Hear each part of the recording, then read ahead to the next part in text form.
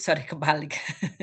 Masyarakat jejaring bukan sekedar masyarakat yang menggunakan internet. Jadi di mana masyarakat, sosial dan bermedia menjadi struktur utama pengorganisasian, bisa di bidang politik, ekonomi, dan juga budaya. Nah, di dalam, pemahaman ini di mana sebuah, masyarakat yang, struktur utamanya sudah terorganisir melalui, jaringan gitu ya.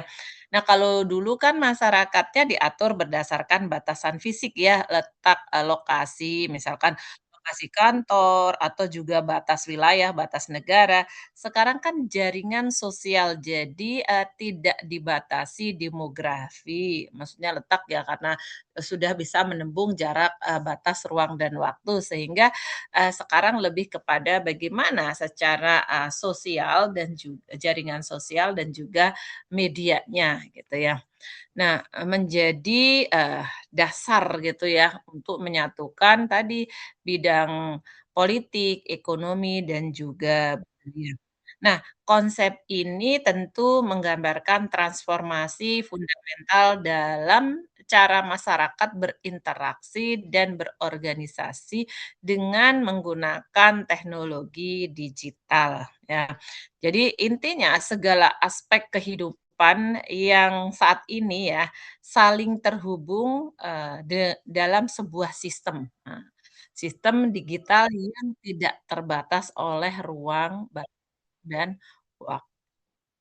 Jadi ini transformasi pasar tradisional menjadi ekosistem e-commerce, Tokopedia, juga Shopee gitu ya, dan juga Amazon ya, bisa ya, yang menghubungkan ribuan penjual dan pembeli melalui pertukaran data secara real time dan juga efisien.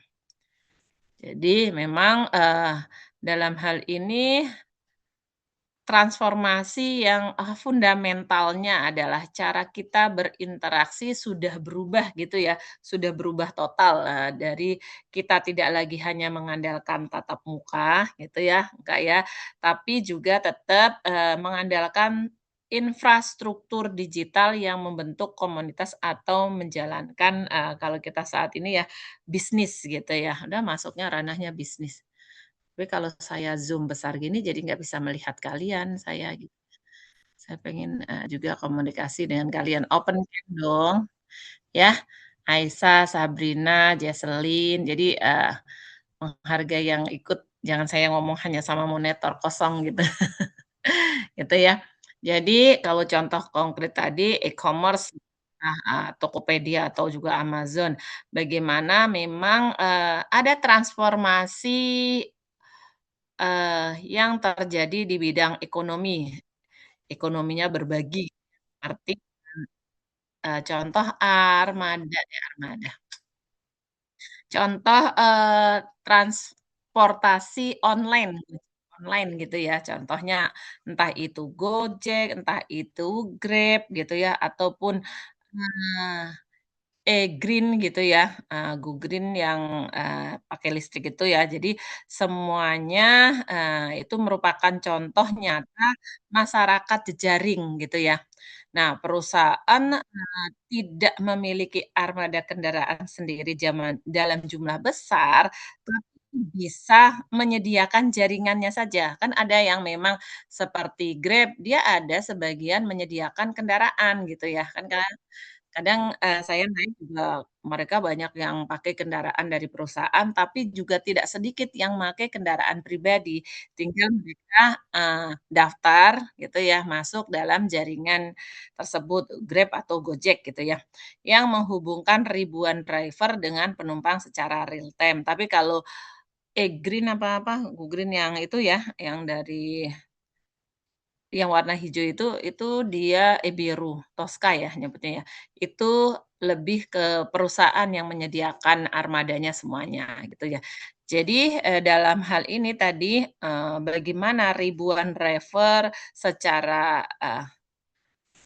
driver dengan secara real time gitu ya, agar lebih efisien tentunya ya, bisa terjadi dalam struktur masyarakat jejaring ya.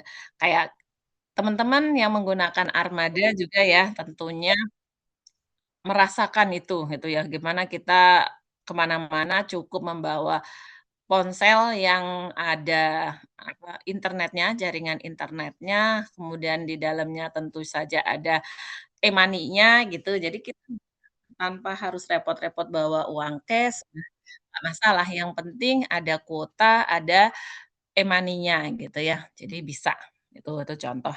Itu kalau bidang ekonomi. Nah, kalau bidang, politik misalkan, seringkali dengar ya petisi online, seringkali nggak? Atau, crowdfunding.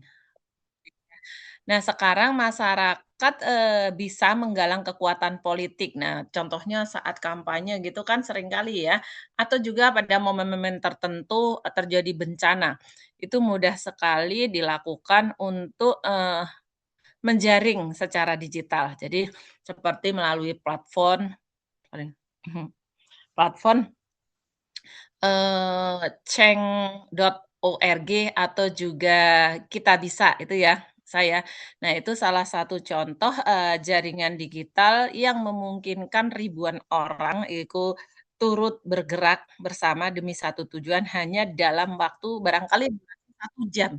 Oh, sudah yang bergabung banyak. Contohnya pada saat bencana gitu ya, bencana Palu, bencana di Cianjur, bencana di Aceh, bencana di mana, begitu ada menggalang, dana cepat gitu ya, masyarakat turut andil gitu ya, atau atau tadi, petisi online misalkan ketidaksetujuan atas kebijakan oleh pemerintah terkait undang-undang Omnibus Law gitu misalkan, terus bikin petisi nih para buruh, kemudian langsung, banyak, apa ya, masukan-masukan dan banyak, yang kompak dengan satu paham menolak atas, kebijakan tersebut misalkan atau kenaikan BBM ada petisinya gitu ya. Nah, yang jelas itu di dalam, politik juga, aktivitas digital bisa dilakukan. Nah, itu tadi, terkait, dengan, politik. Nah, kalau bidang budaya dan sosial, nah kalau, terkait dengan bidang budaya, pekerja jarak jauh ya, digital, nomad gitu ya. Jadi ada, kita di sini, kerjanya tapi di luar negeri, perusahaannya di luar negeri gitu ya. Bagaimana seseorang bisa tinggal di wilayah Jakarta atau Indonesia tapi bekerja di Singapura, di Amerika, di Malaysia gitu, di Kanada gitu ya, misalkan seperti itu. Atau di perusahaan Amerika Serikat yang memang perusahaan yang terkenal, tapi orangnya tinggalnya di Bali atau di Indonesia lah gitu ya. Jadi bisa memungkinkan bagaimana budaya kerja kita tidak lagi terikat pada gedung kantor ya, melainkan pada konektivitas ya, pada koneksi.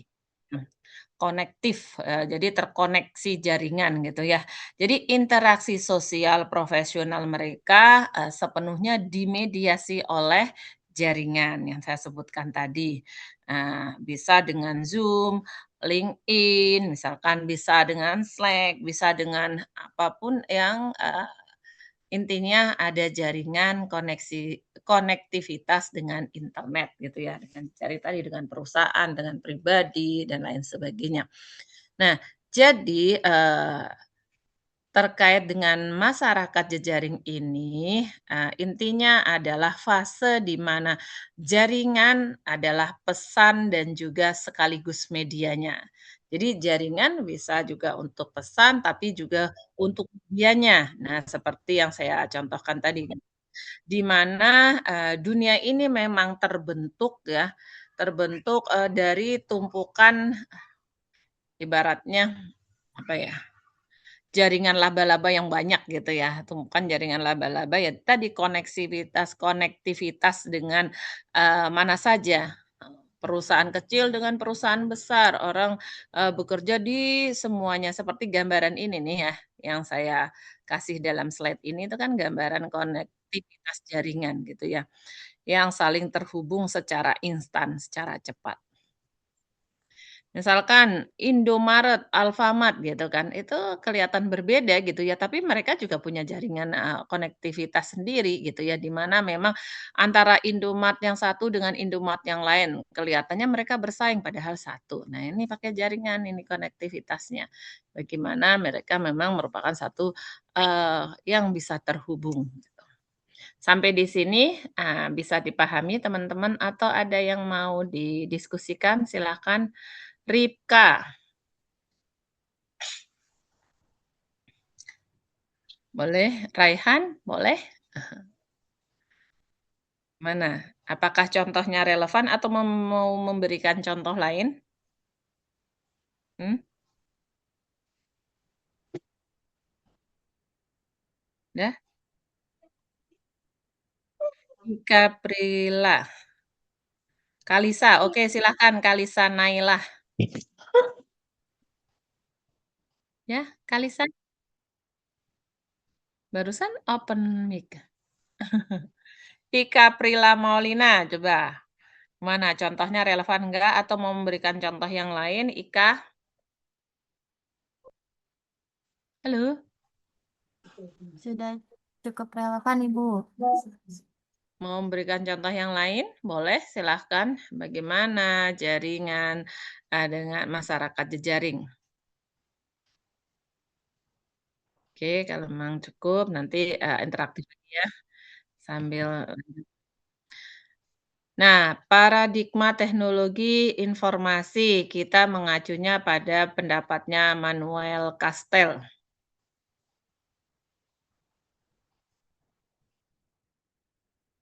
Nah, teknologi informasi bukan sekedar alat, melainkan bahan baku yang membentuk kembali cara hidup manusia.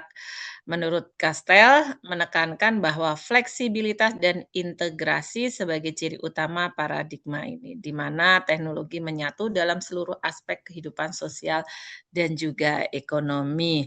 Nah, mengenai, Manuel Kastel ini terkait dengan paradigma, teknologi informasi ya, di mana memang ini merupakan, jadi teknologi bukan sekedar benda, gadget gitu ya, tapi ruhnya, atau logika baru yang mendasari cara dunia bekerja, dengan menggunakan teknologi.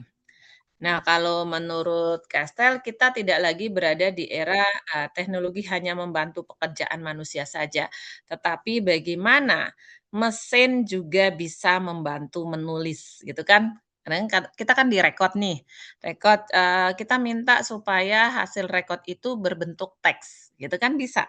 Nah, itu masuk, di mana memang, mesin ketik bukan sorry, di mana alat ini bukan hanya sebagai mesin, bukan hanya cuma membantu tadi sebagai teknologi aja, tapi membantu tugas manusia, sorry, membantu tugas manusia.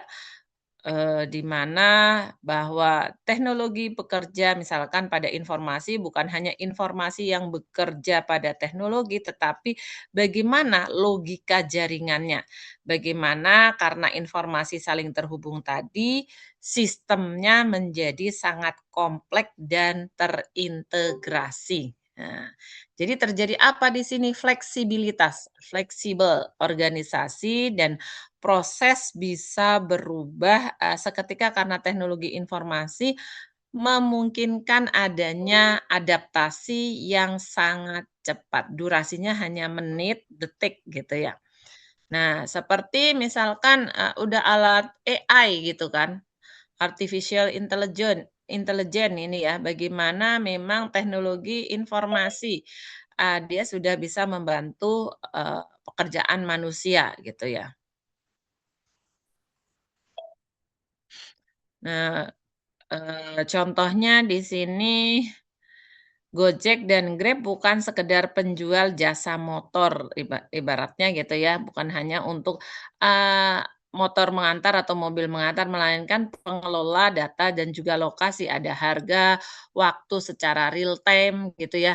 Jadi, di sini mengintegrasikan transformasinya, pembayarannya, dan juga layanan dalam satu platform jaringan yang fleksibel. Kan di situ jelas ya. Jadi bukan hanya sekedar, "Ini loh motornya," gitu, enggak, tapi, semuanya, ada lokasinya, harganya, waktunya, gitu ya. Jadi bukan hanya sekedar, perangkat kasarnya istilahnya peminjaman, kendaraan, itu bukan, gitu ya. Nah, sampai di sini ada yang mau memberikan contoh? Atau contoh Ibu kurang konkret atau penjelasannya kurang substantif? Ada yang mau menambahkan?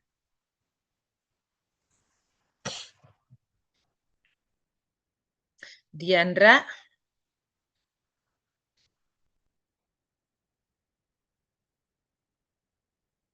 ayo, mau menambahkan Diandra?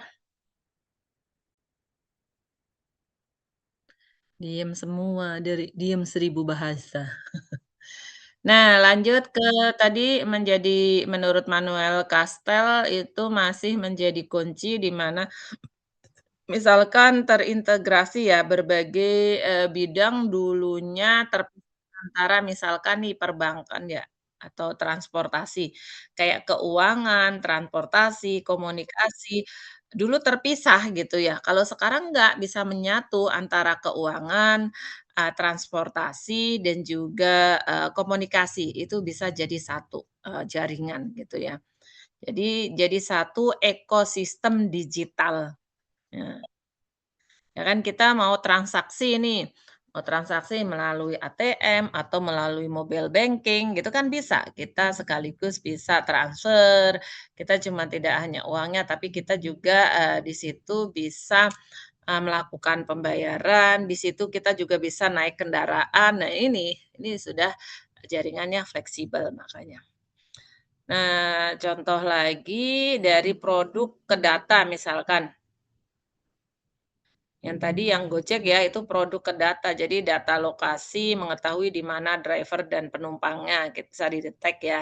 Makanya jangan sampai kalau naik kendaraan yang aplikasinya, maksudnya tidak pakai aplikasi itu lebih berbahaya. Kalau pakai aplikasi kita bisa mendetek lokasinya, terus kita juga akan tahu harganya, terus prediksi, nyampe di lokasi tujuan itu juga bisa diketahui. Nah, sudah, sangat lebih memudahkan gitu ya, canggihnya, teknologi ini gitu ya. Terus, juga, mode tentang masih fleksibilitas, teknologi informasi, bagaimana kemudian dulu kantor pos hanya, eee, ini ya, mengirim barang, tapi sekarang kan sudah, bukan hanya kantor pos aja, sekarang juga kantor pos itu sudah bisa membayar tagihan, ke bank gitu ya. Jadi sekarang juga udah lebih fleksibel, kantor pos juga sudah tidak, apa namanya, kolot atau istilahnya kuno lagi, sekarang juga sudah teknologi jaringannya menggunakan digital. Terus apalagi ya, banyaklah, layanan terintegrasi dalam satu genggaman gitu ya, di ponsel Anda gitu kan, dengan jaringan gitu ya. Jadi, dompet digital, mobile banking, terus apalagi, banyak mode-mode jasa kurir, jasa pengiriman, itu juga sudah memakai jaringan, gitu ya. Jadi, di sini terjadi fleksibilitas kerja, di mana secara paradigmanya ya, teman-teman ya, menciptakan model kerja baru, gitu ya. Jadi sudah tidak kuno lagi, sekarang sudah, bersistem. Jadi kalau asalkan kita punya kuota, punya internetnya, HP-nya nyala gitu kan ya, kita bisa masih beraktivitas untuk berbisnis, untuk pergi ke mana, jalan gitu ya, masih bisa, nggak harus bawa uang cash secara tunai. Jadi intinya dari penjelasan, Van Dijk, dalam bukunya Jan Van Dijk, ini juga merujuk pada pendapatnya Manuel Castel, jadi menekankan pada siapa yang terhubung gitu ya. Jadi, juga bagaimana teknologi informasi mengubah logika dasar kehidupan manusia. Nah, di mana teknologi bukan lagi alat bantu saja, tapi sudah menjadi lingkungan tempat kita hidup. Nah, itu seperti air dan juga ikan atau 2 mata sisi mata uang gitu ya. Jadi tidak bisa terpisahkan udah. Coba saya tanya kepada kalian semua yang hadir di sini. Kalian kan, kemungkinan hanya tidak menggunakan gadget atau ponsel itu di saat tidur. Nah coba aja seminggu aja kalian nggak usah menggunakan, jaringan digital. Sanggup nggak? Gimana Tidak. Ika? Tidak, tidak, Bu. Seberapa stresnya gitu ya? Gimana Tasya? Seberapa galaunya tidak bisa terhubung dengan jaringan gitu ya. Mau belanja sekarang sudah online, mau pergi armadanya sekarang udah online. Apabila nggak ada yang antar, jemput gitu kan kita sudah mudah. Yang penting tadi punya kuota, ada e-money-nya di dalamnya kita bisa gunakan, gitu, bisa melakukan aktivitas. Nggak usah lama-lama, jangan seminggu, setengahnya seminggu, 4 hari dah, 4 atau 3 hari gitu. Sanggup nggak, Tasya? Nggak usah pakai digital, Tidak jaringan. sanggup, Bu. Saya baru bangun aja udah pegang HP, jadi nggak bisa kayaknya. Ya ternyata memang sulit ya, tapi benar ya masyarakatnya udah masyarakat jejaring. Jadi, ini contohnya konkret ya, benar ya, relevan ya. Oke, kita lanjutkan. Model komunikasi matematis. Nah, ini juga masuk dalam ranahnya pengantar ilmu komunikasi ya, teman-teman ya. Karena tidak bisa terlepas dari, masyarakat jejaring juga menggunakan model komunikasinya Shannon and Weaver gitu ya. Jadi, pada konsep bagaimana terjadi, transmisi data di sini. Nah, Shannon Weaver sering, disebut sebagai ibu dari segala model komunikasi atau bapaknya komunikasi gitu. Ibu apa bapak sih? Kan laki-laki ya? Bapak ya harusnya ya, bapak komunikasi, segala model komunikasi. Lahir dalam bidang, teknik elektro gitu ya, modelnya ini menjelaskan bahwa memandang komunikasi sebagai proses yang linier, satu arah ya, yang sangat, teknis. Nah, fokus utamanya di sini, apakah orang itu paham gitu ya ketika orang dikirimin pesan gitu, apakah pesan yang dikirim sampai dengan utuh tanpa kerusakan. Nah, ini tentu harus dilihat tentang efisiensi dan akurasi transmisi sinyalnya dari satu titik ke titik yang lain. Jadi sumber informasinya, asal pesan yang akan dikomunikasikan jelas. Transmitter itu mengubah pesan menjadi sinyal untuk dikirim. Nah, tadi misalkan menggunakan ponsel kalian gitu ya. Saluran media yang membawa sinyal ke penerima. Jadi ada internetnya, jaringannya. Contohnya nih, contoh buffering pada video call sebagai bentuk noise yang mengganggu transmisi pesan. Tuh. Nah, dengan model ini menjelaskan komunikasi sebagai bentuk yang linear tadi yang fokus pada efisiensi teknis. Jadi secara teknisnya saja, tapi tujuan utamanya adalah untuk memastikan pesan yang terkirim dengan akurat dari pengirim ke penerima dengan meminimalkan gangguan. Jadi supaya noise-nya sangat ditekan gitu ya yang dapat merusak kualitas informasi atau pesan itu sampai dengan utuh gitu ya harusnya, gitu. Nah, berdasarkan dari, tadi yang, apa, modelnya Shannon-Weaver tadi sumber. Jadi sumber itu, asalnya dari mana? Otak kita kan ya, penyedia gitu. Ya data yang menentukan pesan apa yang ingin dikirim. Jadi kita sebagai komunikator gitu kan sumbernya, kan dari otak kita ya, dari pikiran kita.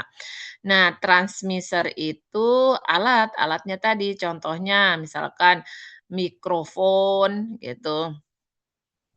Mengubah suara menjadi gelombang elektronik atau kamera mengubah gambar menjadi data digital, sinyalnya gimana gitu ya.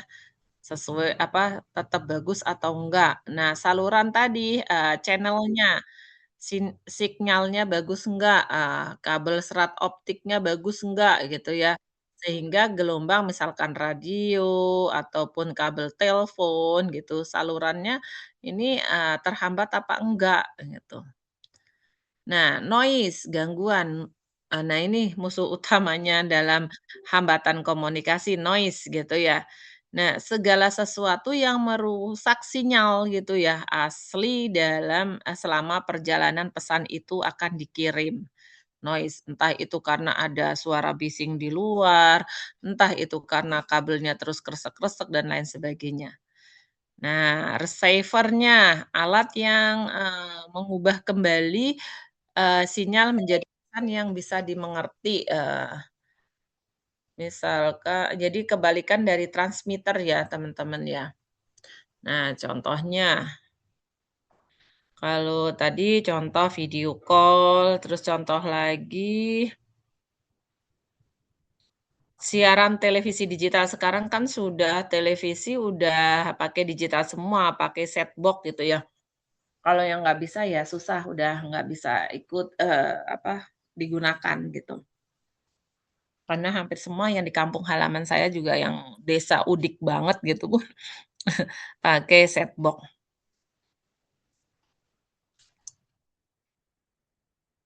Oke, ada lagi teman-teman? Nah ya, contohnya udah, cukup saya rasa itu tadi ya.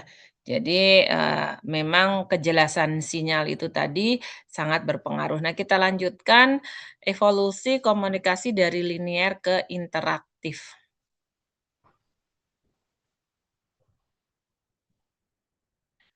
Komunikasi linear satu ke banyak gitu ya. Model, tradisional TV dan radio, satu sumber menyiarkan pesan ke banyak penerima secara pasif. Penonton hanya menerima informasi tanpa kemampuan memberikan respon langsung ya, karena hanya satu arah gitu ya. Jadi nggak bisa dilakukan. Kalau yang linear ini nggak bisa interaktif, tapi beda halnya kalau komunikasi interaktif. Nah, ini ada evolusi ya, evolusi dari komunikasi linear ke komunikasi interaktif. Nah, tadi linear udah jelas hanya satu arah jadi kurang efektif ya. Terus, interaktif ke banyak ya, ke banyak orang, ke banyak, jaringan bisa. Platform digital seperti YouTube, oh semuanya bisa mengakses karena namanya media media massa, media sosial itu bisa diakses secara serentak, media massa. YouTube memungkinkan komunikasi dua arah. Pengguna dapat berkomentar, berbagi, dan berinteraksi langsung dengan kreator kontennya. Nah, sekarang, TikTok juga gitu ya, TikTok, bisa. Jadi YouTube, TikTok sudah bisa. Nah, ada juga YouTube Live gitu, TikTok Live gitu ya. Sudah langsung bisa berinteraksi langsung dengan audiensnya, dialog secara real time gitu ya. Jadi mengubah penonton pasif menjadi, partisipan yang aktif dalam berkomunikasi. Contohnya nih ya YouTube, live gitu ya bisa, kemudian, ngobrol, bicara, ada tanggapan gitu ya. Atau juga TikTok live mau beli, jual, nulis juga gitu ya, "Oh saya mau keranjang kuning nomor sekian," gitu kan, sudah bisa. Nah itu masuk kepada jaringan interaktif komunikasinya. Siapa di sini yang suka nonton YouTube Live dan TikTok Live? Tasya suka? Suka belanja online dengan TikTok Live? Suka aja Bu, kadang-kadang saya check out-nya dari TikTok Live karena biasanya lebih diskon atau itu, jadi Lebih makanya murah harganya biasanya ya, iya, lebih miring. Kalau di luar barangkali 150, TikTok Live bisa hanya 80 atau 75.000 gitu. Ya lumayan sekali gitu ya. Dan ketika saya sih memang tadinya belum ngerti gitu ya, tapi begitu ngamatin, oh iya memang jauh lebih murah dan itu real gitu ya. Ketika itu, kita komplain sih bisa gitu ya, lebih mudah karena kita sudah tahu ininya. Tapi ya tergantung, ada pedagang namanya pedagang tetap aja ada yang jujur, ada yang enggak gitu ya. Oke, tapi pada prinsipnya dengan, itu bisa kita secara interaktif bisa kita lakukan. Oke, infrastruktur jaringan. Mata saya pedes soalnya udah dari pagi ya. Dari pagi Ibu dari jam 7:10 sampai 9:40 ya kurang-kurang dikit gitu ya. Terus habis itu ngajar lagi, sesi 2 tadi, terus ini sesi 3. Nanti habis maghrib ada sesi 4 gitu. Jadi mata saya udah pedes kena apa, mau tak redupin tapi matanya nggak lihat. Tapi kalau ini sebenarnya mata saya sih loh, makanya saya agak miringin gitu ya kalau langsung kena apa, dari monitor, padahal ada anti radiasinya nih kayaknya. Bentar saya minum dulu.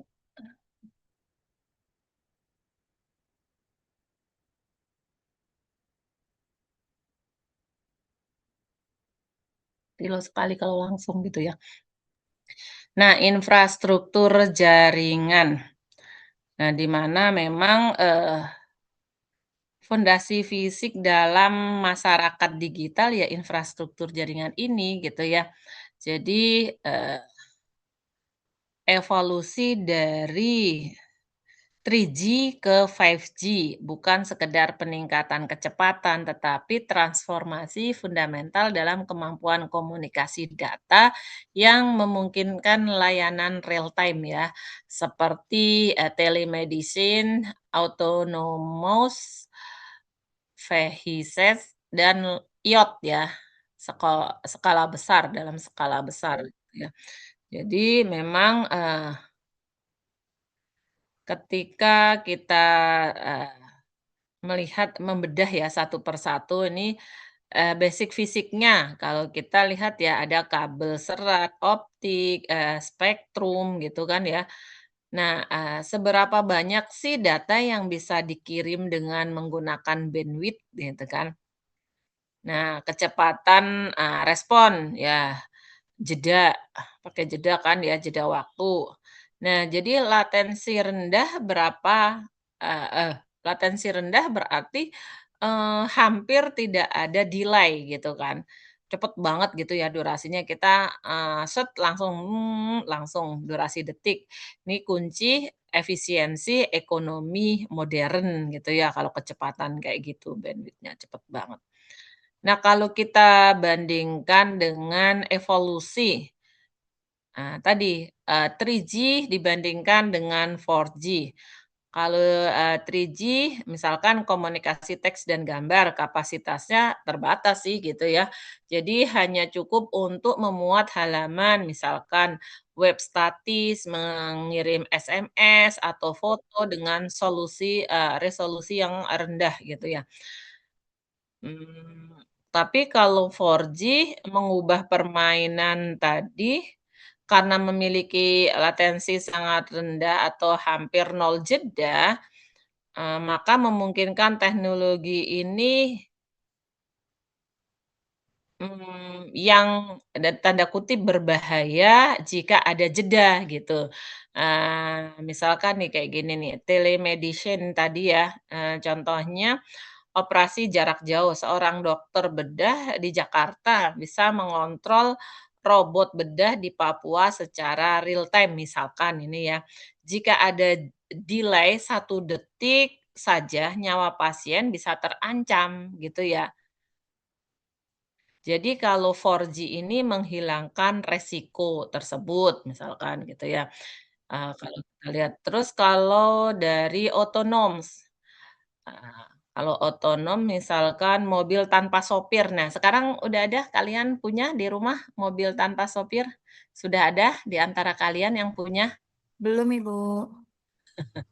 Nah, ini bisa ya, mobil tanpa sopir, mobil harus bereaksi instan. Misalkan, terhalang, apa, misalkan bereaksi instan, merem mendadak gitulah, ngerem mendadak gitu ya, di depannya ternyata ada sesuatu yang harus, tidak boleh tertabrak gitu. Nah, komunikasi antara mobil gitu ya, antar mobil V2V-nya gitu ya, membutuhkan jaringan 5G karena agar tidak terjadi jeda tadi dalam, detik gitu. Karena apa, kalau aja itu ada delay-nya, ya udah nabrak gitu. Logikanya seperti itu autonomous gitu ya. Kalau IoT, Internet of, Things, dalam skala besar gitu ya, misalkan, mmm, bayangkan, seluruh lampu di jalanan gitulah ya. Lampu jalanan, ada tong sampah dan ada sensor, eee, parkir gitu ya, misalkan ada sensor parkir, nah di sebuah kota pintar ya, smart city misalkan terhubung dengan internet secara bersamaan. Misalkan ada infrastruktur 5G-nya di situ, 5G-nya yang mampu menampung jutaan koneksi perangkat sekaligus data dalam satu areal. Nah, misalkan tadi, struktur masyarakat jaringannya sudah bagus, terus logika paradigmanya, teknologi informasinya sudah bagus, prosesnya, transmisinya juga, sudah bagus datanya.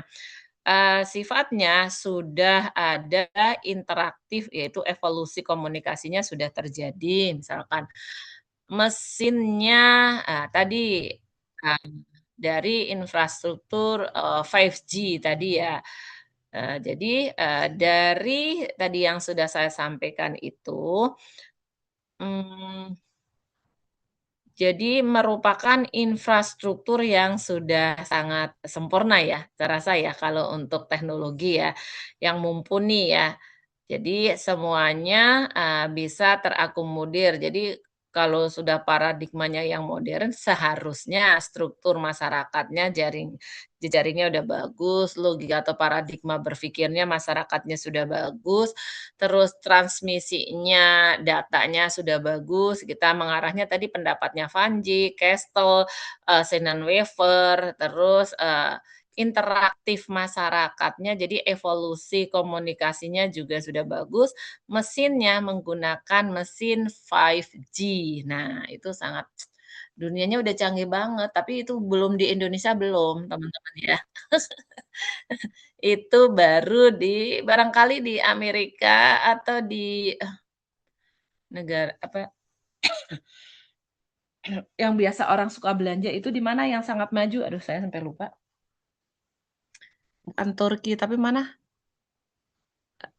Surganya belanja itu kota mana? Apa, negara mana ya? Irham tahu Irham?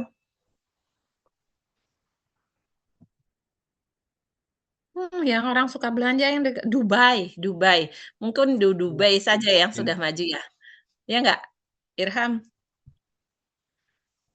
Ya kalau di mana? pakaian Cina sama Vietnam kan, Bu? Iya yang teknologinya sudah secanggih ini, Cina? Korea? Dubai juga udah canggih, Bu. Di mana? Dubai? Daerah Dubai. Heeh, ada kendaraan yang tanpa sopir udah?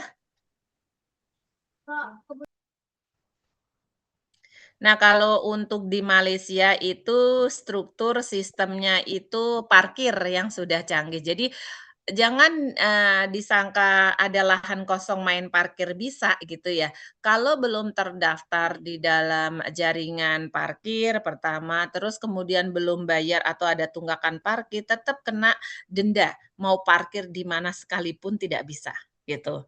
Itu di Malaysia.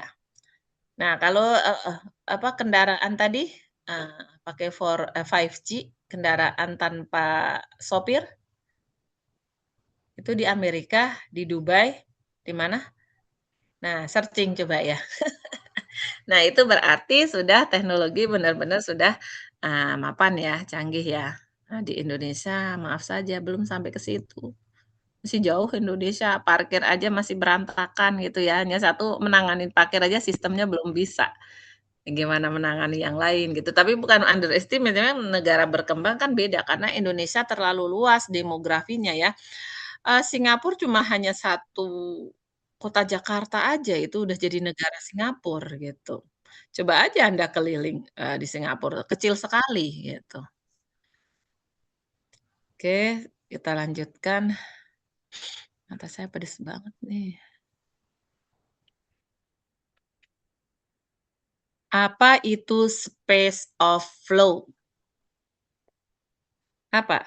Atau ruang aliran, space of flow. Space of flow atau ruang aliran adalah konsep yang dikemukakan Manuel Castells. Dalam masyarakat jejaring, jarak fisik tidak lagi menjadi penghalang utama. Aktivitas sosial, ekonomi, dan budaya terdapat dalam aliran data elektronik yang menghubungkan berbagai titik di seluruh dunia gitu ya secara simultan.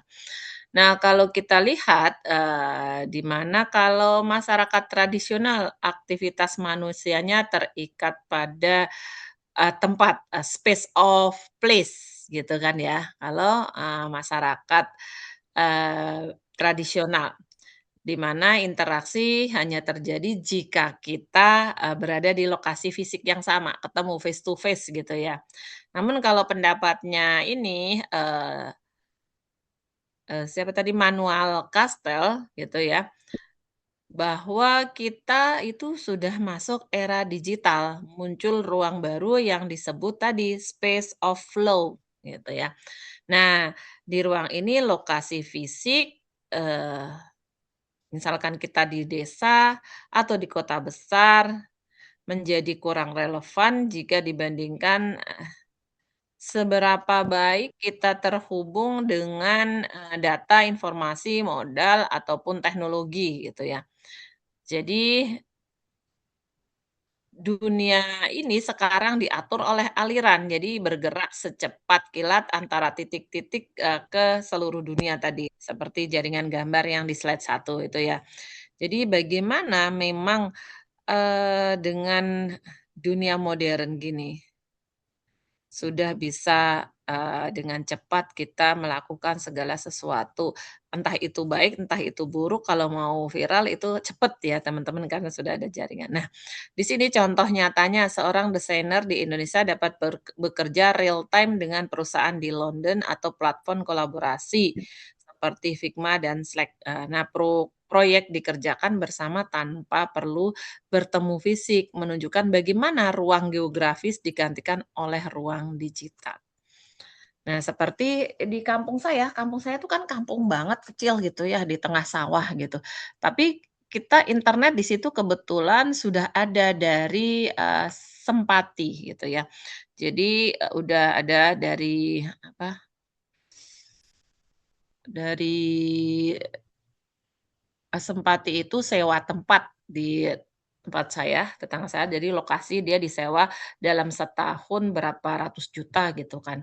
Nah, kemudian internetnya otomatis kan kita jaringannya udah bagus di situ, lumayan. Nah, tetangga saya tuh lulus, ada yang S1, ada yang SMK gitu ya, ada yang STM, kerjanya itu pakai ini ya, pakai kerja dengan, jaringan gitu ya. Jadi dia kerja, perusahaannya di luar negeri. Dia hanya cukup memberikan laporan dan analisis setiap hari dan gajinya itu, paling kecil di awal itu 25 juta. Nah, dia di rumah di kampung yang hanya kelihatannya nggak kerja gitu ya. Rata-rata dia standby harus wajib itu 2 jam, lebihnya itu kalau sudah mencapai target pekerjaannya boleh, istirahat gitu kan, nanti ada lagi laporan gitu. Nah, gajinya 25 juta. Nah, ini kan merupakan salah satu gimana memang sudah space of flow gitu kan. Jadi tidak harus kita ketemu langsung di satu tempat baru kerja sama, enggak, kita sudah beda, jauh tempat, tapi kita bisa melakukan kerjasama. Oke, ada yang mau memberikan contoh? Bu, saya juga dalam kondisi seperti itu, kerja misalkan Tasya nih, kerja atau Firman nih, Adrian, kerja, saya kerja kok secara ini, online gitu. Gimana Adrian? Ada yang kasih contoh Adrian? Hah? Adrian? Mungkin nggak ada, Bu, dari saya. Firman Adrian, nggak ada? Ada Bu. Udah Kirain setuju saya. aja. Maaf Bu, maaf. Udah setuju aja, Adrian. Jadi memang dirasakan betul ya, gimana memang aliran jaringan itu apabila tidak delay seperti 5G itu cepat banget gitu ya. Jadi tapi kalau begitu jeda itu sangat berbahaya, tadi saya kasih contoh. Nah, fungsi elemen kuncinya untuk space of flow. Jadi tadi jarak fisik bukan merupakan penghalang, terus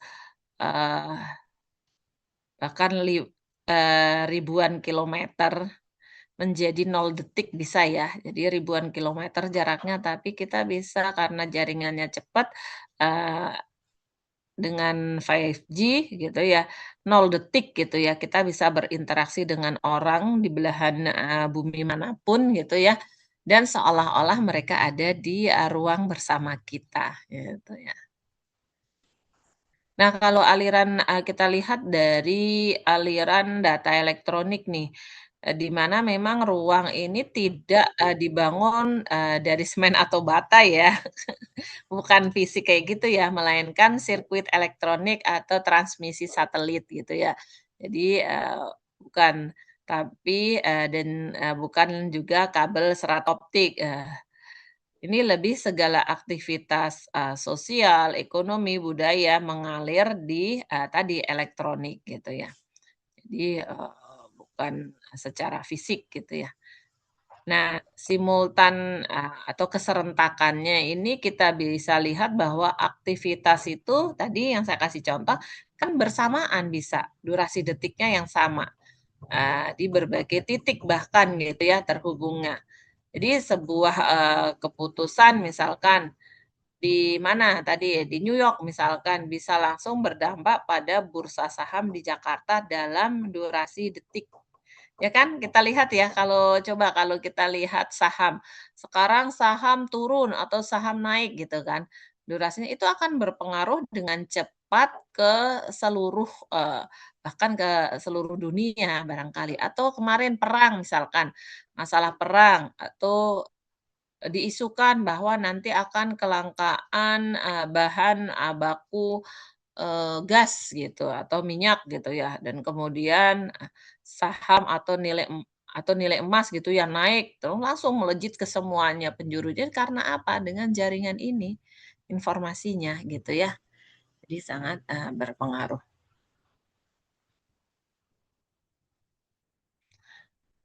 Oke, ada yang mau ngasih contoh?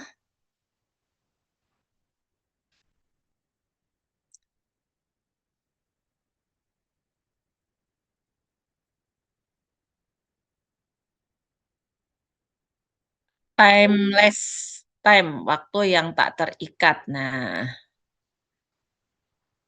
jadi aktivitas sinkron. Jadi aktivitas sosial dan ekonomi tidak lagi terikat pada zona waktu tradisional gitu.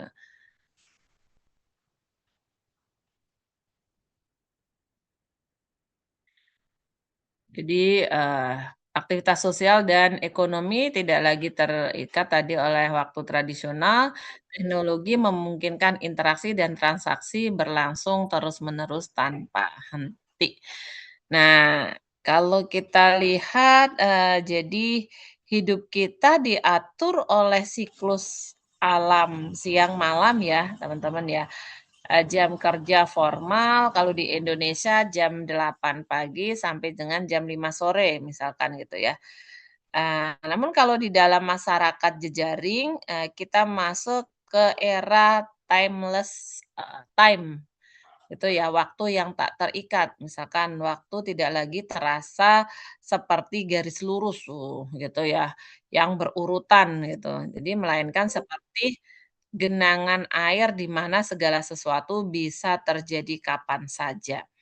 Nah, teknologi di sini memungkinkan kita untuk, memadatkan waktu seperti membalas email dalam sekejap, atau juga mengacak waktu seperti menonton siaran ulang kapan saja di media ya, gitu ya. Kita bisa nonton, "Oh saya mau nonton live yang, hari kemarin," atau, "Saya mau nonton yang 2 hari yang lalu," gitu kan. Nah, jadi, siaran ulang kapan saja itu bisa kita putar. Intinya di dalam hal ini adalah waktu menjadi fleksibel dan tidak lagi membatasi aktivitas manusia.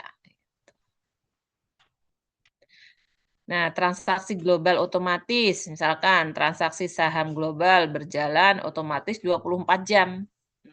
Ketika bursa New York tadi tutup, algoritma trading tetap aktif di pasar Asia dan Eropa. Nah, bisa terjadi. Nah, dampak pada masyarakat, batas antara waktu kerja dan istirahat menjadi kabur. Nah, makanya kadang-kadang yang kerjanya ini padat pakai online, kadang-kadang juga emang dikejar deadline, tapi nggak kenal waktu di sini karena online ya. Jadi, masyarakat jejaring hidup dalam ritme yang tidak lagi mengikuti siklus alam tradisional. Jadi kadang-kadang, realitas ya ini ya, jadi menentang hukum alam yang harusnya manusia itu malam istirahat, tidur jam 9 waktu sehat gitu kan ya, toksin dalam tubuh itu jam 9 sudah mulai, jam 9 tidur, bangun jam 4:30 atau jam 4 pagi, itu sehat. Tapi, orang jam 11, jam 12, bahkan jam 1 jam 2 pagi tidur itu sama saja menghirup racun atau, meminum racun dengan sengaja. Itu nanti akumulasi. Jadi tubuh itu karena melawan kodrat alam, jadi nanti akan timbul penyakit macam-macam, boleh dibuktikan atau boleh percaya atau tidak, itu realitas. Terjadi sama saya sendiri. Waktu saya, S1 punya bayi, punya anak kecil gitu 2, masih TK sama baby umur 6 bulan, saya juga kuliah, jadi terpaksa malam harus saya kerjakan buat belajar, ngerjakan juga kerjaan rumah yang lain, karena pagi harus ngurus anak, harus sebelum berangkat kerja dan kuliah, semuanya harus beres. Jadi rata-rata tidur paling lama 4 jam, rata-rata 2, 3 jam. Jadi itu akumulasi S1 3,5 tahun, S2 1,5 tahun, terus S3 itu 3 tahun. Jadi, fisik itu mulai lemah gitu ya, walaupun kelihatannya masih segar, tapi ternyata fungsi organ tubuh itu berkurang, drastis menjadi 60% karena saya lakukan pemeriksaan ya. Jadi ternyata itu karena apa, pola hidup yang tidak mengikuti kodrat alam, melawan kodrat alam yang tadi, karena mengikuti real time, beda ritmenya gitu ya, ritme sudah, menggunakan gaya teknologi, padahal ini fisik, nggak bisa disamakan gitu ya ternyata ya. Nah itulah, realitas yang ada dampak positif, juga ada dampak negatif. Dampak positifnya itu kita bisa mengerjakan sesuatu dengan cepat, tapi dampak negatifnya ketika nih, dampak pada masyarakat, waktu kerja jadi kurang, atau jadi kabur gitu ya, tidak membedakan antara waktu istirahat dan waktu kerja, ini yang akan, menjadikan dampak terhadap fisik kita, gitu.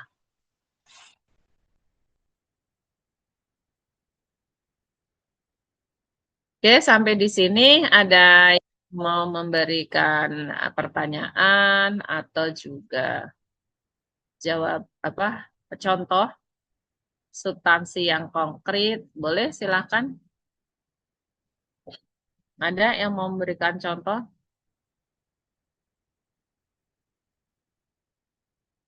Nah, arsitektur jaringan sentralisasi vs desentralisasi.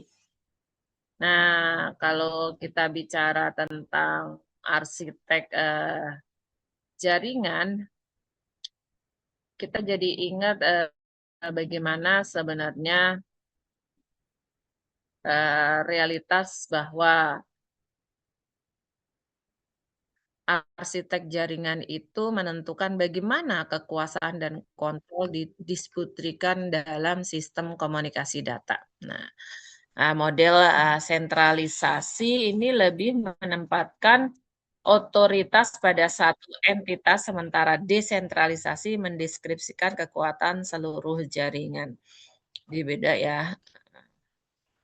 Jadi kita contohkan nih yang sentralisasi, kekuatan terpusat pada satu titik kontrol utama. Nah ini kalau kita jaringan-jaringan sekarang juga ada yang terpusat, ada juga yang tersebar menjadi otoritas tunggal. Bisa ngasih contohnya teman-teman?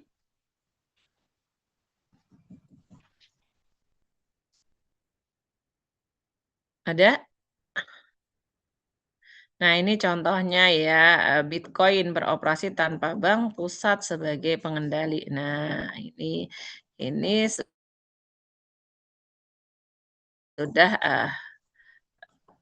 masuknya ke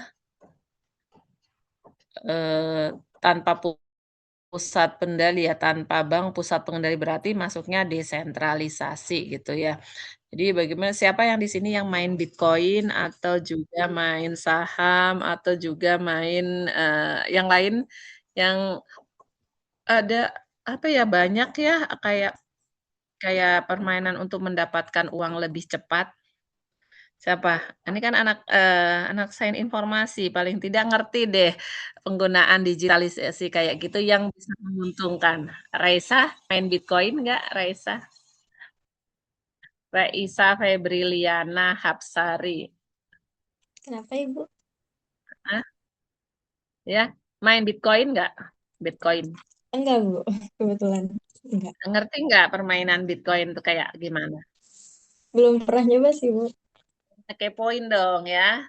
Aku ada juga permainan tapi semacam Bitcoin tapi bukan Bitcoin ya. Gimana kita ikut kadang-kadang kita pertama harus nanam saham dulu tapi kadang-kadang ada yang enggak gitu ya. Bagaimana kita me, apa cepet-cepetan gitu kadang kalau kayak gitu tuh kita nggak boleh lengah pada saat naik kita harus cepat-cepat kita ambil jangan sampai nanti saham yang sudah kita miliki terus jadi keambil karena kita lupa ketiduran. Nah itu kadang-kadang temen itu ada yang kehilangan tahu-tahu 20 juta 40 juta tapi ketika kita harus standby terus makanya nah jam-jam di mana memang saham itu naik nah kita ambil gitu kalau udah dapet sekitar 10, 20 ambil dulu, nanti naruh lagi gitu. Jadi kayak tapi bukan judi katanya gitu ya.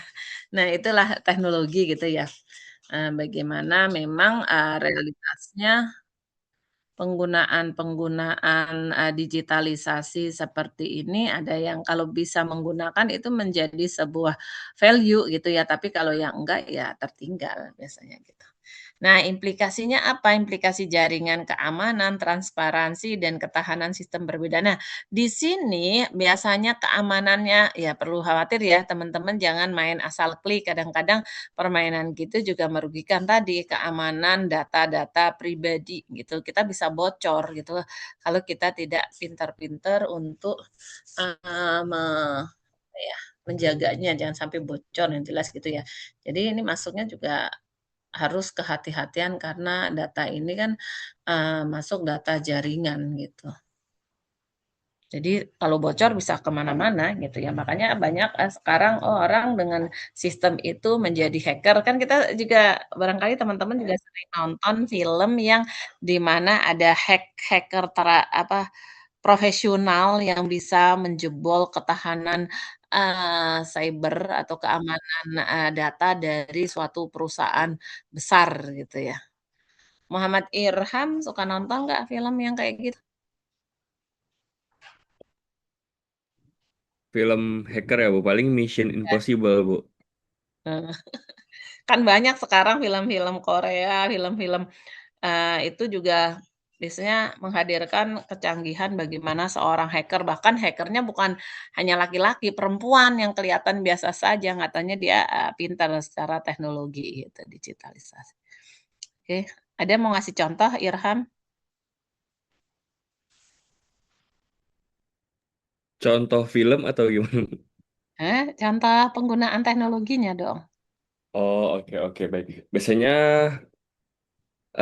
sepertinya aku nggak tahu ya Bu, kalau misalnya yang bikin mereka gunakan itu seperti apa. Biasanya mereka itu punya sistem di flash disknya untuk bisa meretas suatu komputer gitu Bu. Dan eh, kalau bisa cara implementasinya sebenarnya saya nggak tahu itu kan masih film ya bisa jadi itu kayak agak dilebih-lebihkan. Saya belum tahu teknologi lebih detailnya kayak mereka kadang Aku juga nggak pengen kepoin, pengen nyobain gimana sih cara meretas data. Kan anak saya informasi nih bagaimana, supaya keamanan data tapi juga bisa ngejebol keamanan data orang lain gitu. Ini biasanya bukan orang yang lulusan ini loh, ilmu komputer. Dia biasanya justru orang yang kepo, hanya sekedar main-main tapi nggak taunya, oh ngerti kelemahan dan ngerti bagaimana taktik, teknik, dalam, apa, jejaring gitu. Enggak ya? 9, Nggak tahu. 73, 73.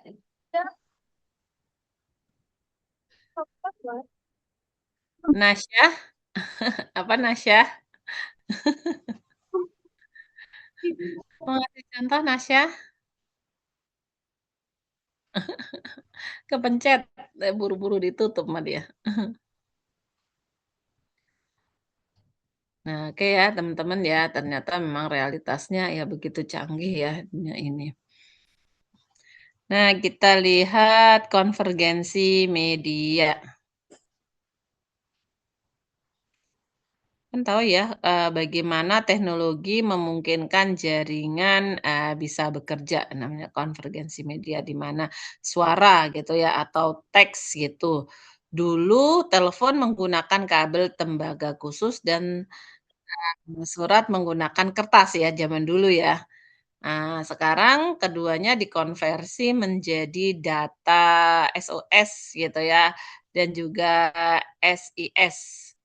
Eee, apa itu namanya, data mengalir melalui kabel serat optik atau signal WiFi yang, sama seperti, WhatsApp gitu kan, email, pokoknya yang bisa melalui jejaring gitu. Nah, kalau kita lihat, di mana memang komunikasi kini dikonversi menjadi data digital, memungkinkan tadi, contohnya VoIP dan, podcast melalui satu jaringan internet. Jadi ya memang, dari jaringan sosial dan media bukan lagi sekedar sebagai alat tambahan ya, tetapi merupakan, struktur utama, di dalam penggunaan, jaringan. Juga contohnya cara kita bertukar, nilai mata uang gitu kan, bukan secara fisik mata uangnya, tapi nilainya itu sendiri yang kita lakukan untuk, pertukaran secara digitalisasi gitu. Terus teks, pesan teks, email, dan dokumen digital mengalir melalui saluran data yang sama dengan media lainnya. Kalau video, streaming ya, video dengan konferensi video dikonveksi ke format digital melewati infrastruktur jaringan yang terintegrasi. Nah, sekarang dengan, media konvergensi ini penggabungan di mana, sudah misalkan teman-teman nih habis sidang skripsi atau sidang tesis direkam. Kemudian teman-teman ya, ya.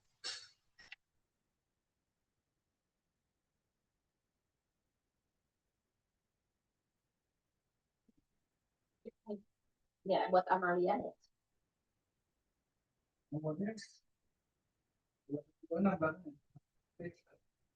Kak, pesanan dari Mas Hilmi ya? Hah? Diambil ya. Iya benar. Foto aja Bu kamera ini.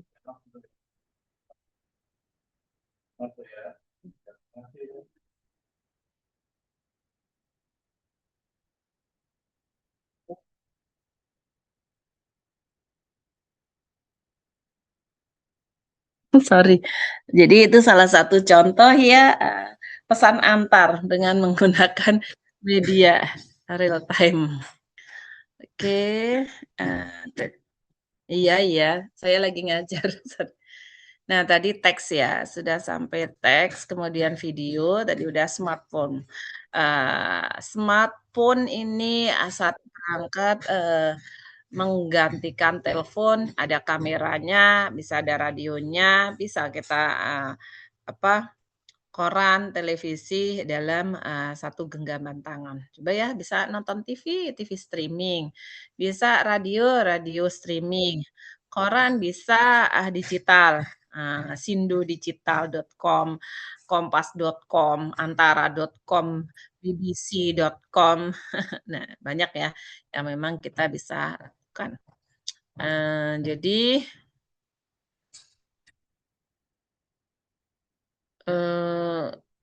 tanpa adanya konvergensi media, jadi penyatuan tadi teknologi dalam satu genggaman seperti tadi nih gambarnya adalah ponsel ya, smartphone gitu ya,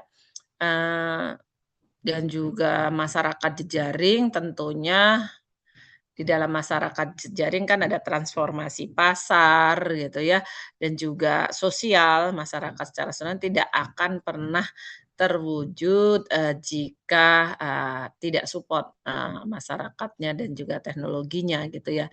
Kita bisa belanja online, tadi seperti anak saya gitu ya, biasa pakai online gitu. Entah itu Shopee, entah itu Tokopedia, tapi kita juga bisa loh mendengarkan podcast dan membalas email, di satu perangkat karena semua media tersebut, termuat, converge jadi satu gitu ya. Jadi teman-teman nih, saya mau shopping nih, udah pesen, udah. Tapi saya mau, kirim email, tapi saya mau dengerin lagu, selain itu saya juga mau ngirim, pesan, ngirim barang gitu. Dengan menggunakan satu ponsel itu semua bisa kita lakukan. Nah, teori prakteknya real, kalian alami semua gitu ya. Jadi saya nggak susah-susah ngasih contohnya gitu ya. Eee, Biasanya yang suka shopping online itu cewek. Di sini cowok suka nggak, Irham? Suka shopping online nggak? Kadang di online lebih murah Bu kalau beli sesuatu. Tapi suka nggak? Nggak sering sih, bukan nggak sering kalau misalnya ada yang dibutuhkan beli. Oh, bagus, berarti masih logikanya masih jalan ya yang dibutuhkan. Tapi kadang-kadang ada mungkin saya tanya ke Tasya, sebagai cewek biasanya lebih suka shopping seperti untuk skincare, terus ada iklan-iklan baru, apa yang lucu-lucu, kadang-kadang di luar kebutuhan, gimana? Oh, Safira juga, gimana Tasya dan juga Safira? Saya suka banget shopping, Bu. Apalagi kalau cewek ya, Bu ya. Skincare kadang harganya bundlingnya lebih murah gitu. Terus juga kan ngebantu UMKM juga kalau di live TikTok kayak gitu-gitu buat apa mereka juga dapat komisi gitu, Bu. Oh, jadi tujuannya bagus juga ya untuk membantu UMKM. Yakin itu UMKM atau perusahaan besar? Kadang saya juga belinya di eh, apa ya kayak reseller-reseller gitu sih, Bu. Jadi nggak selalu di perusahaan besar. Paling kalau perusahaan besar kayak ke offline store-nya, kayak misalnya ke Sociolla kayak gitu-gitu, Bu, cari diskon. Hmm. Oke, jadi masih berdasarkan kebutuhan ya, masih bagus gitu. Oke.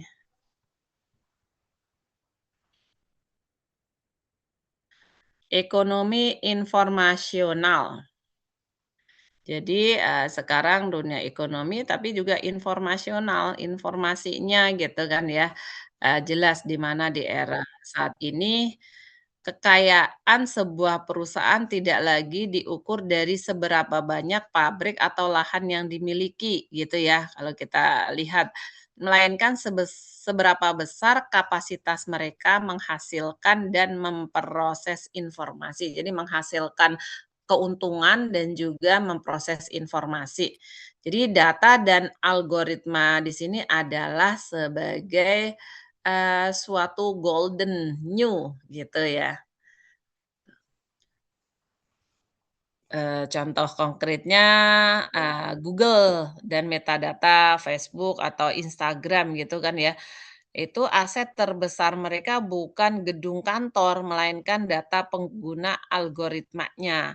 Itu ya, mengapa Google sangat kaya gitu, kenapa? Ada yang tahu kenapa Google sangat kaya? Hampir semua orang atau mahasiswa semua menggunakan Google, itu ya. Ini yang open cam sedikit banget, cuma Tasa, tadi Irham, Aisyah coba, Aisyah Nur Ramadhani. Iya, Bu. Oke, Aisyah, kenapa Google bisa kaya ya Aisyah ya? ya tanya Mbah Google, Bu. Nggak gitu ya. Mungkin Gimana? dari iklan di Google kan kadang misalnya kita mau cari chart apa gitu, informasi apa gitu, terus suka ada iklan yang muncul gitu sih, Bu. Nah, mengapa Google sangat kaya? Ya karena mereka memiliki data tentang apa yang kita cari, dicari oleh dunia, dia sediakan semua. Oh, Google menyediakan data-data buku, Google menyediakan jurnal, Google menyediakan, untuk, barang, Google menyediakan video-video juga untuk, tutorial, sertifikasi, dan lain sebagainya, semua tersedia di Google. Makanya tanya Mbah Google gitu kan. Google sangat kaya ya karena memang mereka memiliki yang dicari oleh dunia, yang dibutuhkan oleh orang di dunia ini gitu ya. Nah, makanya ini disebut ekonomi informasional. Daya saingnya ditentukan oleh seberapa cerdas sebuah perusahaan mengolah data untuk menjadi nilai ekonomi. Jadi, gimana perusahaannya, kreatif nggak nih caranya untuk, mengolah, data menjadi sebuah informasi yang memiliki nilai ekonomi. Nah, siapa saja sekarang, berpeluang bisa menjadi kaya raya. Yang penting tadi, menjadi produktif dan kreatif dengan, jejaring gitu. Entah itu mau bikin apa, platform apa gitu ya. Jadi dimungkinkan bisa. Makanya tidak harus memiliki modal besar, seperti harus juga memiliki gedung bertingkat, terus memiliki, yang sifatnya modal uangnya harus berapa triliun, enggak. Sekarang kalau kreatif, terus kemudian algoritmanya naik, orang menyukai, itu bisa mendatangkan dengan mudah keuntungan gitu. Makanya kalian sebagai mahasiswa sains informasi harus bisa mendesain, produktivitas sendiri ya. Jadi supaya, mendapatkan, keuntungan. Jadi dari rangkaian yang saya jelaskan barusan di sini, dari, 3 konsep tadi, apa ya, konvergensi, ekonomi informasional, sama sentralisasi dan desentralisasi, di mana memang, konsepnya mengapa perusahaan teknologi raksasa seperti Google gitu ya, saat ini jauh lebih kuat, secara ekonomi dibandingkan perusahaan manufaktur tradisional yang kelihatan gedungnya gede, tinggi, mewah gitu ya.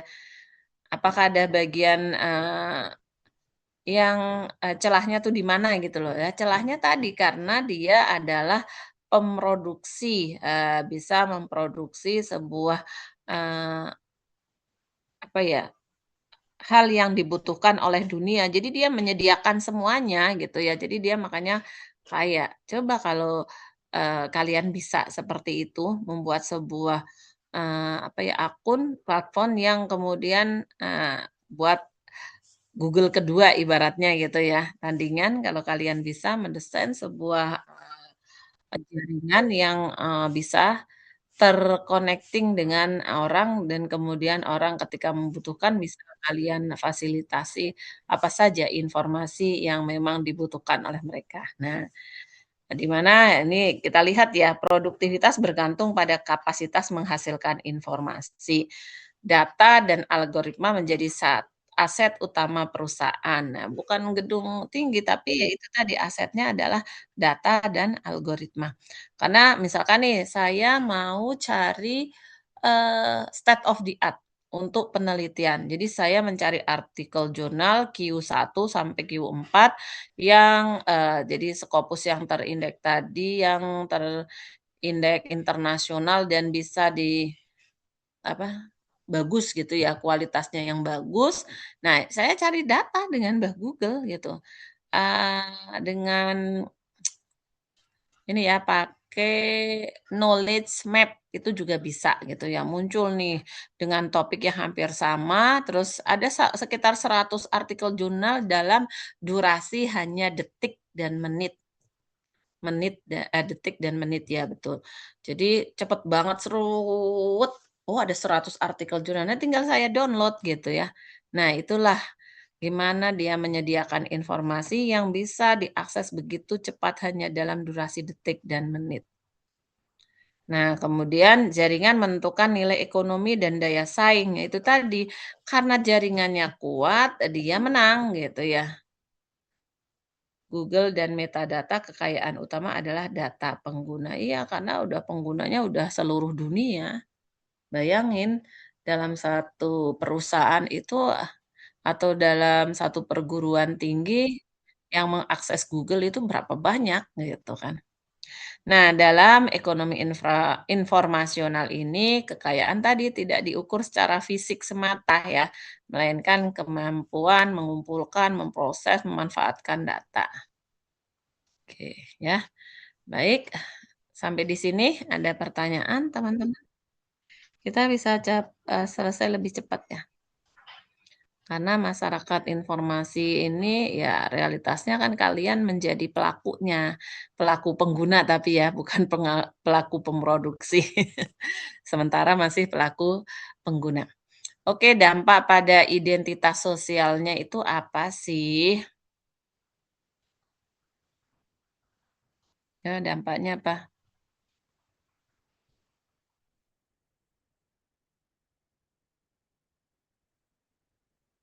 Ya, terhadap manusia itu sendiri dan juga komunitasnya tentunya ya.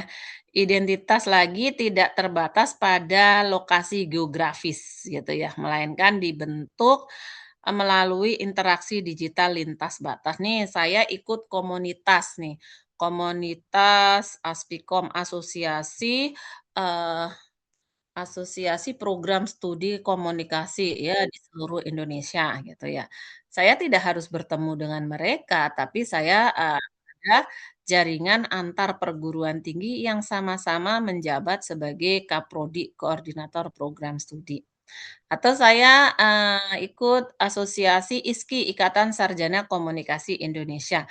Nah, saya nggak harus bertemu setiap saat atau kalau pengen ketemu juga bisa, tapi jaringan ini bisa saya, berkomunikasi dengan mereka dari ketua sampai anggota dimanapun, asalkan saya masuk ke anggota itu dan saya aktif di dalam jaringannya, saya bisa berkomunikasi gitu.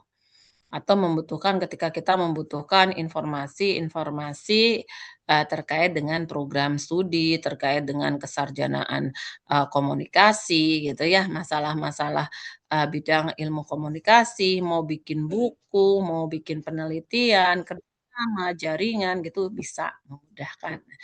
Tanpa harus ketemu langsung gitu ya. Nah, jadi contoh komunitas global juga contohnya K-pop, atau seperti ARMY, BTS yang terhubung tanpa batas, geografis melalui media sosial tuh. Penggemarnya seperti kalian, mungkin penggemarnya BTS atau penggemarnya yang cewek-cewek itu apa? Apa, Korean pop gitu. Siapa, Aisyah? Girl group gitu. Heeh? Iya, K-pop, Korean pop, Contoh, iya, heeh? Ya itu ya. contoh. Padahal kan enggak kenal orangnya, ngapain mengidolakan gitu ya, itu karena jejaring gitu kan ya. Karena jejaring komunikasi digital tadi. Oh ngelihat, CV-nya atau VT-nya siapa, namanya siapa, dia kerjaannya apa, usia berapa, hobinya apa, oh paham betul gitu ya, karena sangat mengidolakan dengan adanya apa, jejaring sosial. Ini adalah, beberapa dampak pada identitas sosial yang terjadi. Bagaimana kemudian komunikasi data membentuk identitas kita di masyarakat jejaring gitu. Ada yang mau ditanyakan teman-teman, dikomunikasikan? Ada yang mau didiskusikan? Jadi, untuk identitas, sosialnya memang identitas manusia tadi tidak lagi terbatas pada letak geografis ya, di mana dia tinggal, melainkan dengan siapa dia terhubung secara digital gitu ya.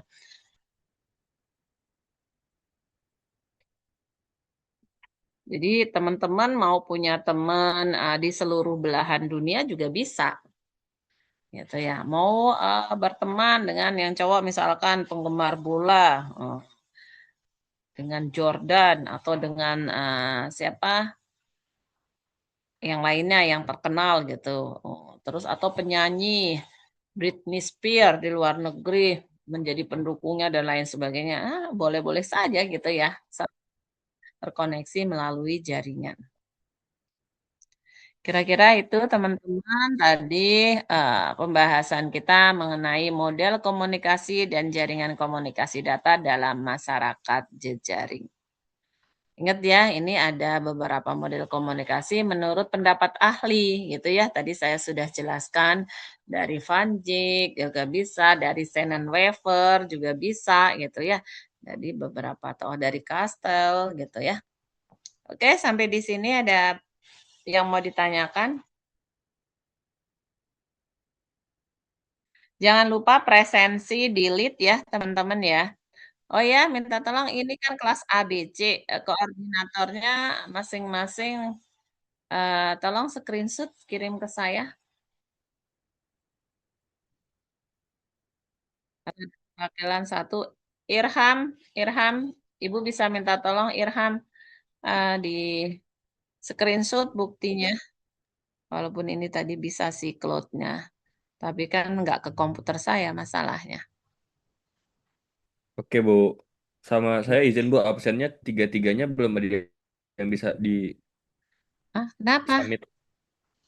Di leads-nya tidak bisa di submit, Bu. Belum tersedia kan? Loh, tadi sudah saya buat, kenapa ya? Berarti nanti setelah ini, soalnya kan di Zoom itu tergabung dengan Lead. Coba saya buka Lead baru ya. Soalnya tadi sudah saya buat. Bentar.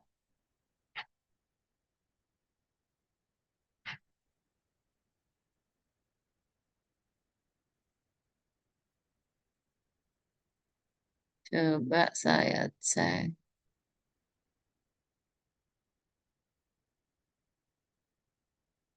Komunikasi bermedia komputer.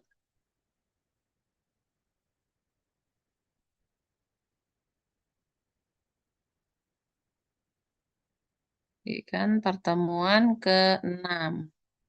Ini presensi malah kebanyakan ini. Oh, mungkin karena kebanyakan ya, saya hapus dulu ya.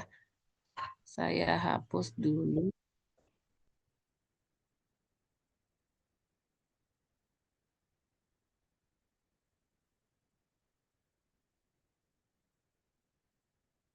Nah, coba bisa nggak? Coba dicoba, bisa nggak? Jadi karena kebanyakan berarti ngekliknya kadang-kadang sensitif banget laptopnya ya, diklik sekali ternyata sentuhannya terlalu keras. Jadi, oh hilang malah ya. Saya hapus dulu berarti add session.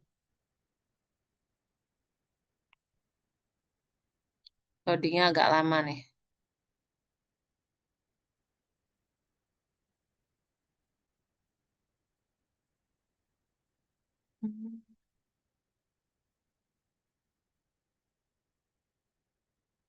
Jam berapa tadi? 13.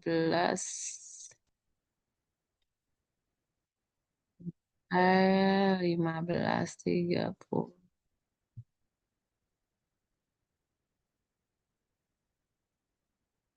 Udah saya buat padahal. Long, label yes, Q, add tuh.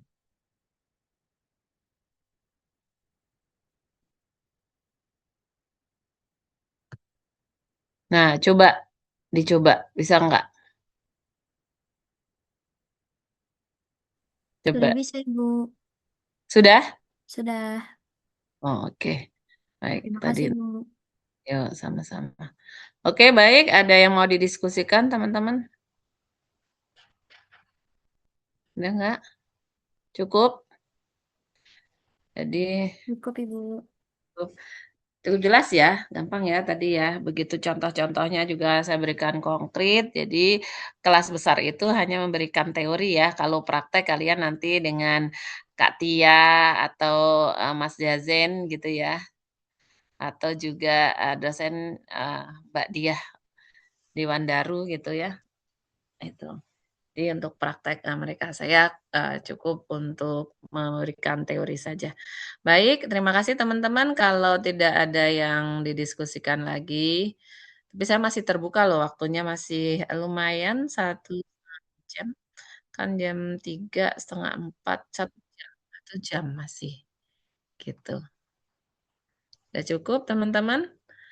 Baik, terima kasih atas perhatian, atas kooperatifnya gitu ya, aktif dalam partisipasi. Terima kasih. Jangan lupa screenshot-nya ya.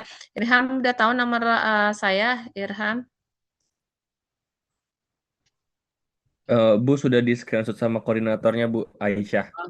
Oh, Sudah udah, saya Aisyah SS udah Bu. dikasih ke saya ya, Aisyah ya. Jangan lupa ya. Iya Bu. Baik, terima kasih teman-teman semuanya. Saya akhiri dan sebelumnya saya minta maaf apabila ada kata-kata yang menyinggung atau kurang jelas. Mohon dimaafkan ya. Jadi pertemuan besok 7 kembali lagi ke kelas kecil pada dosen kelas kalian masing-masing. Terima kasih sekali lagi. Selamat sore, salam sehat selalu, selamat beraktivitas lanjut. Salam bela negara. Terima Terima kasih, kasih. Bu. Terima kasih, Terima kasih, Bu. Bu. Terima kasih Bu. Oke, nanti saya masukkan ke materinya ya. Baik, Terima kasih, terima Bu. kasih. Ya, Bu. ya.